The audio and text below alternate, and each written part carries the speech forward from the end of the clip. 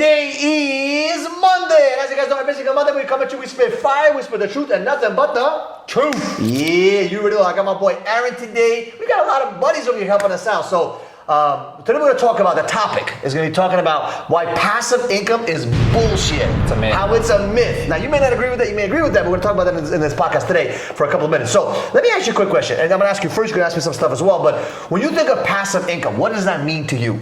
First and foremost, it means not having to walk in to go to a job and do what someone else is telling you to make money.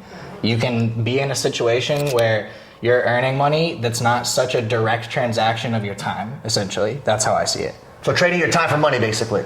The opposite. I would say that you're in a position where you don't have to base what money you're making on the time that you input as directly. Whereas, let's say you have a salary, you're essentially in a position where you work your 40-hour week, that's how you get paid, right? 100%, okay. Theoretically, with the passive income idea, you can make what money you're making, and that can be dependent on the assets or resources you possess as opposed to the direct input of your time. It's not like you have to put in 40 hours in a week to make X number of dollars. You could put 5 hours, 3 hours, 1 hour, whatever, and still potentially make the same amount of money as someone else putting in their 40 hours, depending on what level you're at with your resources. You know what I realize is that a lot of people, they think about passive income in such a way where like they're always trying to make their active income into passive income.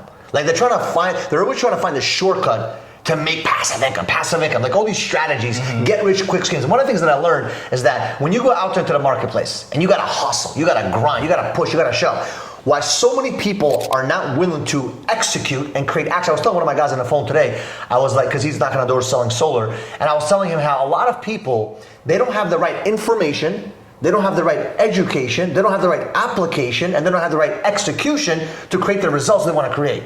Because at the end of the day, if you're trying to think of passive, like why think of passive income? Because you have to first master the game of active income. So many people want to focus on, I want to become rich, I want to become passive income, all this bullshit. And in my opinion, there's nothing passive. Even real estate is not passive. Even if you own a bunch of e-commerce businesses, and even if you're on a board of directors, it's still not passive because you still got to put in a little bit of time. You still got to put your eye on that investment. Even if you own stocks, even if you give your money to some hedge fund, you still got to what? Every Tuesday, every Monday, once a month, once a whatever, you still gotta look at it. Now, it's definitely better than putting active income, but what I've learned is that why not master the game of active income and then jump into passive income? Sure. Whereas most people, they wanna just jump into passive income. I'm doing real estate. They start flipping houses or some shit, right? Or they start, investing in, I don't know, whatever, Bitcoin, schmitcoin. Right? And what I've learned is that it's about active income, mastering the game of active income, getting so fucking good at making money. Like how do you not make money, but how do you get money to chase you? And then from there you could take that money and invest it into other things that are maybe a little bit more passive or less active than the things like working a job, working a business, or hustling out there and selling your butthole, right? So that's my personal opinion. A lot of people they don't understand that passive income is bullshit, so to say. I think that you make a good point in specifying that the prerequisite for passive income is active income.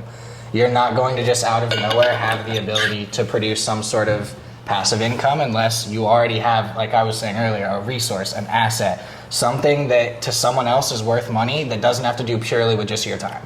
And I'm going to ask you this. Most people don't know the answer to this. What is an asset? An asset is something that in theory has value that isn't based on a sort of what people would say like caveat money, or where it's like this has value only because we say it does. It's like a resource or an asset is something that actually has some level of utility and that hopefully can be of higher level of value in the future than it is now because of that value. So if someone owns a house, is that an asset? If they actually own it outright, then it is their asset. It can be a liability if they don't own it entirely. One of the things that I learned from one of my mentors, he told me, Michael, an asset is something that pays you every single month or every single year. So if it doesn't pay you, it's not an asset. Because a lot of people, they think their home is an asset. But in reality, it sucks the living hell out of them. If they have a mortgage, yes. If they own it outright, then it can be seen as an asset because it's accruing on the books, value. Correct. On accounting, because I know that you're familiar with accounting. Yes. And accounting-wise, yes, it's an asset. Asset equals liabilities plus equities. But in reality, when you think of business assets, or when I think of an asset, I'm like, okay, does it pay me every single month or not? Right. For example, your house can be an asset if you rent it out. Correct. If you live in it, it's not technically it is on paper an asset. Right. But in reality, it's sucking the life out of you, sucking your time, your energy, your money, your headaches. Sure. The reality is that any business, it's only in existence to make money and to make the people within the business have some sort of purpose that they can pursue. Those are pretty much the only two reasons a business should exist. They're pursuing a purpose and they're making money, right? So it's like if or serving other people. Well, that to me is one of the first two things. It's like you're serving the purpose of the people involved and who they help. Like that kind of goes hand in hand.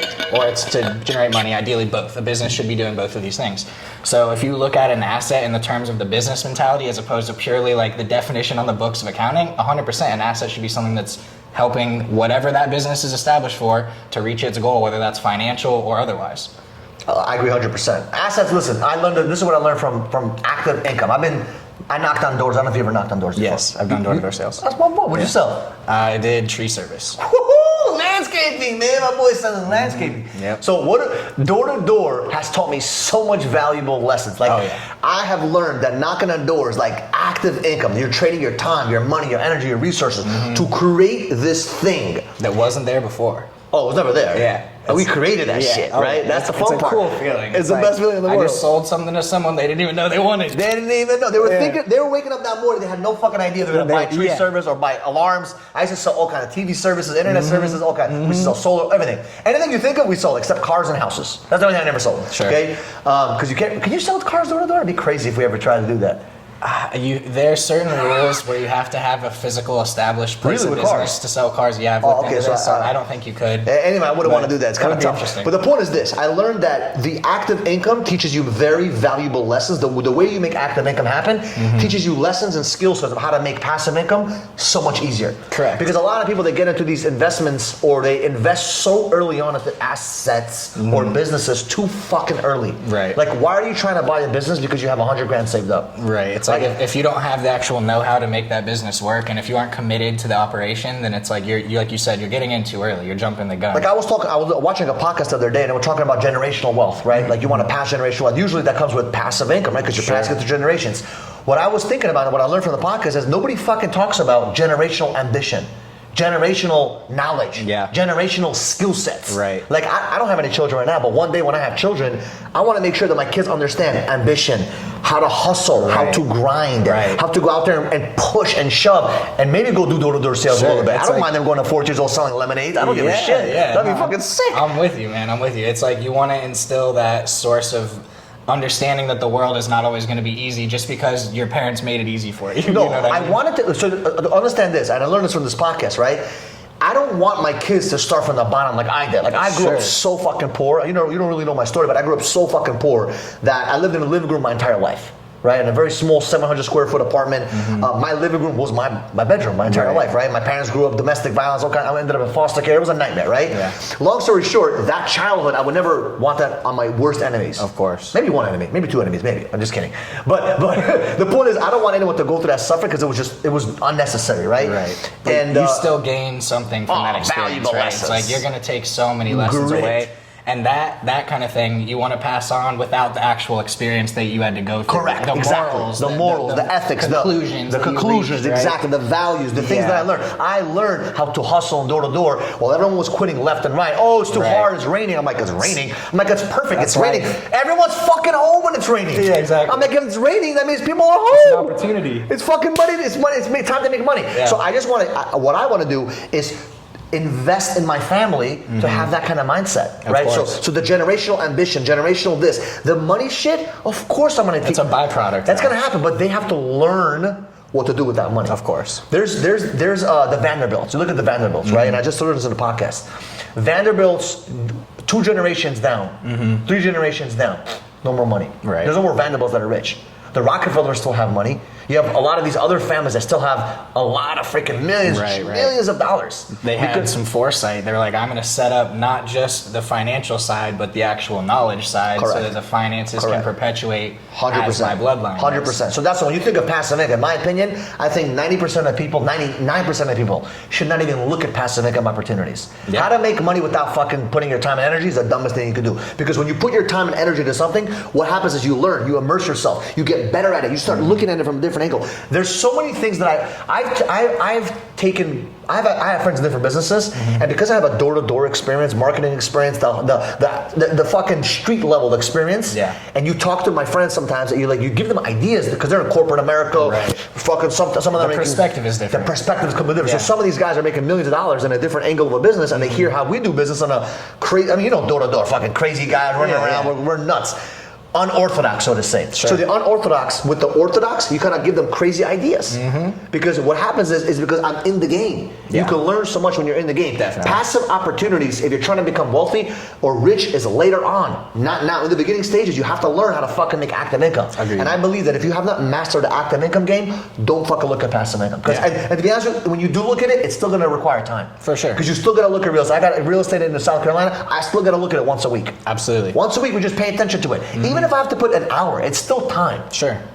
So the word passive is a bit of a stretch. It's a little bit stretch. Yeah. But I do understand the difference with active and passive. But like I said, I love active income because active income teaches you so much more lessons and blessings, and you can compress your information. So for example, let's say it takes you 5 years as an example to make 100 grand because you fucking suck. But if you have great knowledge and great information, you can make that shit happen in a fucking month. Right. Or a week or a day based on your information. So I just learned that active income is the best way to go in the beginning stages. Once you hit your 40s and 50s, you want to do the passive shit, then you possibly can. That's my opinion, and opinions are like buttholes. We all got one.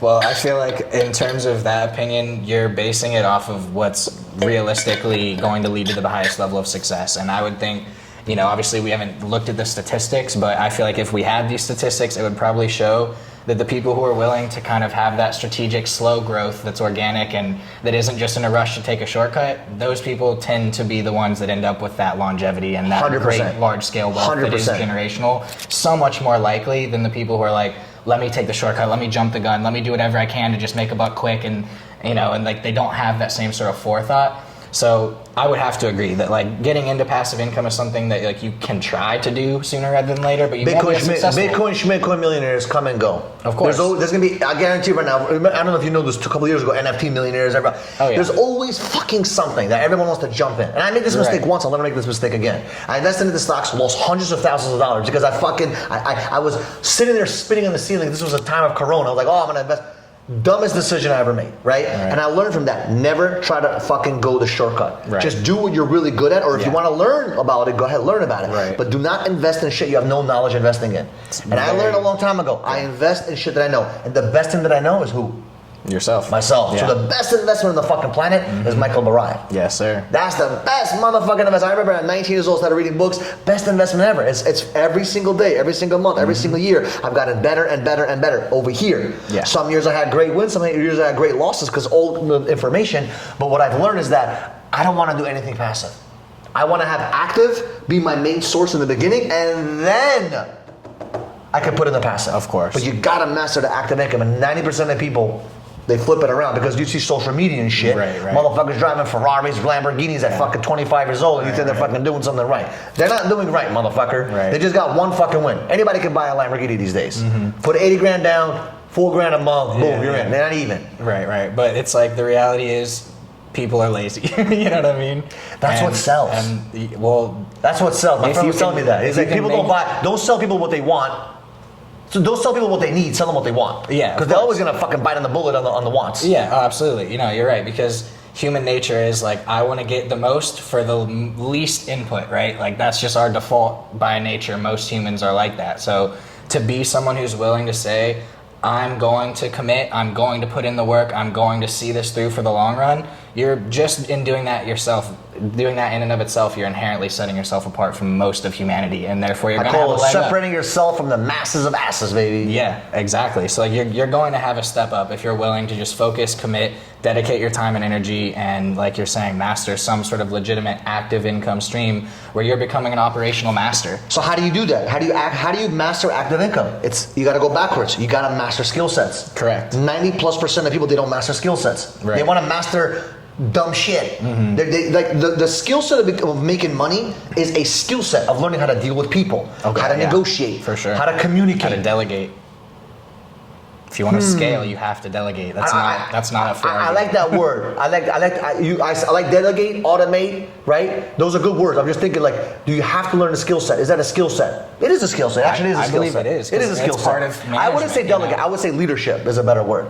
Yes. But you want to say delegate is I fine. agree. No, I mean, I think delegation is a subset of leadership. To be a good leader, you have to be able to effectively delegate. Because that's, in a sense, that's like coaching your team. 100%. 100%. You know what I mean? You got to learn who to delegate to, who can get the delegation, how to delegate, when to delegate, timing of delegation. It's all important. Yeah, that's how you build a successful team. 100%. Yeah, because you have to duplicate yourself to be able to scale up. I like this guy, man. This guy thinks on the same page. I love it. I love it. Not too many guys out there. 27 years old. I love it. Yes, so skill sets, man. Skill sets lead you to learning how to master your active income game.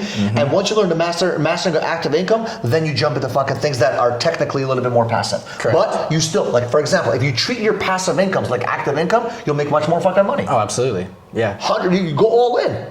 You saw Grant Cardone do that kind of shit. That's what he does. He takes his passive income to a fucking another level. Oh yeah. Yeah, there's nothing is done on the small scale. It's like if you're doing it, you're going all in, and you're doing it. If you're doing it, go big or go die. Yeah, is the mindset. No, seriously. And I fucking love that. Yeah. And I guarantee you, he does not talk about passive. He's talking about active, and then jumping into that shit. So I love it. Listen, I appreciate you. And if you guys are not yet subscribed to the channel, do me a solid. Press that red button, subscribe to the channel, and we'll see you guys in the next video.